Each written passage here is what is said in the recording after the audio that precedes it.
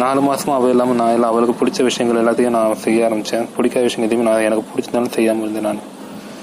அதுக்கப்புறம் நான் சென்னையில் வேலைக்கு போனேன். நான் அந்த 2019 பிப்ரவரிலேருந்து ஒரு 6 மாதம் 7 மாதம் அந்த பொண்ணால் என்கிட்ட பேச முடியலை. என்னால் இந்த பொண்ணுகிட்ட பேச முடியல. சரி, நேரில் போகிறதுக்கு எனக்கு தோணலை. ஏன்னா சின்ன வயசுலேருந்து பார்த்த பொண்ணு. 2வது விஷயம், இந்த பொண்ணு மேலே அளவு குறைந்த நம்பிக்கை. ஏன்னா நானும் அந்த பொண்ணு பழகுனது அவங்க ஏரியாவுக்கு எல்லாருக்கும் தெரியும்னு சொன்னால், சர்ச்சில் எல்லாருக்கும் தெரியும்னு சொன்னால், ஃப்ரெண்ட்ஸுக்கு எல்லாருக்கும் தெரியும்னு சொன்னால், வீட்லேயும் எல்லாருக்கும் தெரியும். எங்கள் வீட்டுக்கு மட்டும் தெரியாது. எங்கள் வீட்டில் நான் சொல்லலை. ஏன்னா எங்கள் வீட்டில் எனக்கு அண்ணன் இருந்தால் கல்யாணம் ஆகாமல் அக்கா இருந்துச்சு.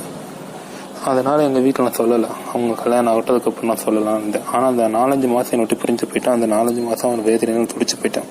ஒரு பைத்தியம் ஸ்டேஜுக்கு போய் சரியாக சாப்பிடாம வைக்காம அந்த ஒருவேளை அந்த பொண்ணுக்கு உடம்புல குறை இருக்கிறதுனால தான் என்னை அவங்க விட்டு போகிறாங்க. அதனால் அவளுக்கு மட்டும் குறை இருக்கக்கூடாது, எனக்கும் அந்த குறை இருக்குன்னு சொல்லி எனக்கு ஃபிசிக்கலாகவே எனக்குள்ள ஒரு குறையை நான் உருவாக்கிக்கிட்டேன். அந்த நேரத்தில் எனக்கு ஒரு ஆக்சிடென்ட் ஆச்சு. அந்த ஆக்சிடென்ட் ஆனதும் குறை கொஞ்சம் பெருசாக வளர்ந்துருச்சு.